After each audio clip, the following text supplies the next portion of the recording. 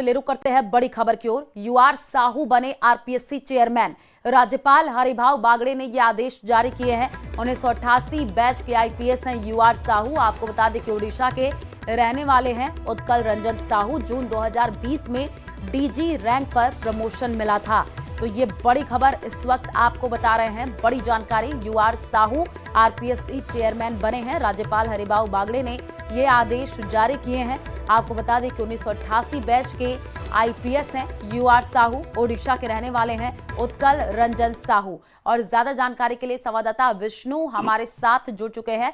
Vishnu, U R Sahu RPSC chairman बने हैं, जानकारी दीजिए।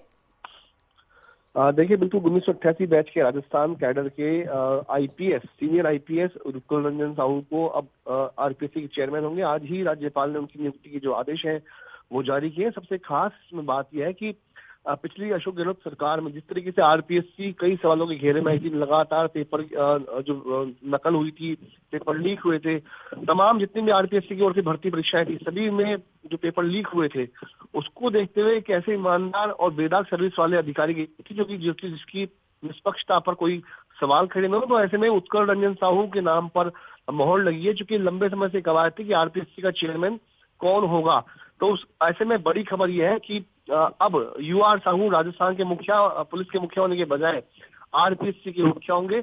लेकिन बताया भी जा रहा है कि 1988 बैच के आईपीएस उत्कल रंजन साहू पर मुख्यमंत्री भजनलाल शर्मा ने भरोसा जताया था। और जब उमेश मिश्रा ने वीआरएस लिया, उसके बाद उनको डीजीपी यानी फरवरी 2024 में अगले 2 साल के लिए उनकी नियुक्ति एज डीजीपी हुई थी। लेकिन इस बीच उनको वीआरएस दिलवाया गया और अब उन्हें आरपीएससी का चेयरमैन नियुक्त किया गया है। तो आने वाले दिनों में अब एक नई ये होगा कि राजस्थान का मुखिया कौन होगा। लेकिन राजस्थान आरपीएससी के लिए सबसे अच्छी खबर यही है कि एक बेदाग सर्विस वाले, ईमानदार छवि वाले, उत्कृष्ट छवि वाले ऑफिसर को, आईपीएस ऑफिसर को आरपीएससी का मुखिया बनाया गया है। जी बिल्कुल विष्णु, क्योंकि हमने देखा कि जो पेपर लीक हुए उसके बाद से विपक्ष कई तरीके से घेरता हुआ भी नजर आया। अब जो है कमान सौंपी जाएगी यूआर साहू को, तो हम कह सकते हैं कि आने वाले दिनों में जो है कई बड़े फैसले भी हो सकते हैं। देखिए, बिल्कुल कड़े फैसले इसलिए हो सकते हैं कि जब मुख्यमंत्री भजनलाल शर्मा की सरकार बनी तो एसआईटी का गठन किया गया ना, एसओजी में। तो पूरी जो मॉनिटरिंग थी, हालांकि एडीजी वीके सिंह को उसका चीफ बनाया गया, लेकिन जो पूरी मॉनिटरिंग थी, जितने भी एक्शन एसओजी की ओर से लिए गए उसके ऊपर पूरी जो मॉनिटरिंग थी, सुपरविजन था, वो डीजीपी यूआर साहू का भी रहा था। तो ऐसे में उनके ऊपर भरोसा जताया, चूंकि पहले भी वो वसुंधरा राजे सरकार में एडीजी इंटेलिजेंस रहे थे, नहीं सरकार के आंख नाक कान वो रह चुके। तो लंबा अनुभव है सरकार के साथ में, विश्वस्त है सरकार के, खासतौर पर भाजपा सरकार में उनकी हमेशा अच्छी पोस्टिंग रही है। और यही तोहफा डीजीपी को एक बार फिर से आरपीएससी का मतलब चेयरमैन बना करके नियुक्ति दी गई है। जी बिल्कुल, और हम अपने दर्शकों को बता भी रहे हैं, यूआर साहू जो कि आरपीएससी चेयरमैन बने हैं, 1988 बैच के आईपीएस हैं यूआर साहू। साथ ही साथ जून 2020 में डीजी रैंक पर प्रमोशन मिला था।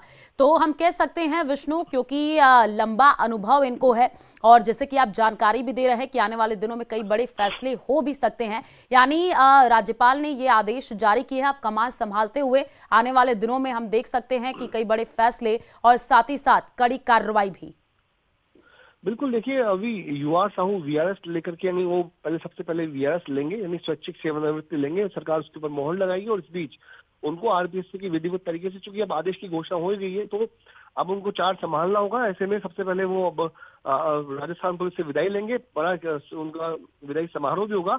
और उसके बाद राजस्थान आरपीएससी को एक बड़ा काबिल जो, और उसका मकसद भी यही है, सीनियर आईपीएस को बनाने, यूपीएससी का आरपीएससी का चेयरमैन बनाने के पीछे मकसद भी यही है कि पेपर लीक की घटनाओं को रोका जा सके, ताकि युवाओं के भविष्य के साथ खिलवाड़ ना हो। मुख्यमंत्री भजनलाल शर्मा की सरकार की जो छवि है उसमें और उसका फायदा उसको सरकार को मिले। तो ऐसे में एक सीनियर आईपीएस ऑफिसर को आरपीएससी का चेयरमैन नियुक्त किया गया है। जी बिल्कुल, और लगातार देखिए विष्णु, हमने देखा भी कि सीएम की तरफ से ये कहा गया कि युवाओं के साथ जिस तरीके से खिलवाड़ हुए हैं, पेपर लीक हुए हैं, वो ऐसा अब होगा नहीं, क्योंकि सरकार कई बड़े फैसले लेते हुए नजर भी आई, कई बड़े एक्शन लिए गए, कई लोगों की गिरफ्तारी हुई, उनसे पूछताछ भी जारी है। अब जो है 1988 बैच के आईपीएस यूआर साहू जिनको जिम्मेदारी मिली है, या जैसे कि आप करें कि कमान क्या आज से ये संभालेंगे या आने वाले दिनों में, क्या जानकारी है विष्णु?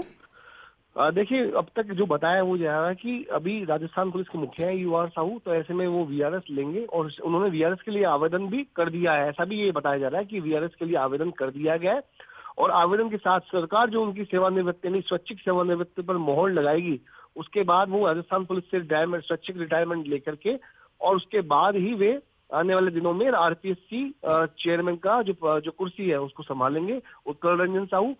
तो मैं बता रहा था कि मुख्यमंत्री भजनलाल शर्मा हो या वसुंधरा राजे सरकार, हर जगह पर UR साहू पर भरोसा जताया गया है, उनके ऊपर उनकी उत्कृष्ट जो सर्विस पुलिसिंग है उसके ऊपर भरोसा जताया है और निष्पक्ष छवि है, क्योंकि उड़ीसा के रहने वाले हैं, राजस्थान उनको 1988 में मिला था, स्वभाव के लिए है उत्कल रंजन ठीक है विष्णु, आपको यहाँ पर रोकना चाहेंगे और हमारे साथ अशोक जो कि लाइव जुड़ रहे हैं उन्हीं का रुख कर लेते हैं। Ashok, UR Sahu RPSC chairman बने हैं, एक नई जिम्मेदारी और आने वाले दिनों में बड़ी कार्रवाई भी हम देख सकते हैं, जरा जानकारी दीजिएगा।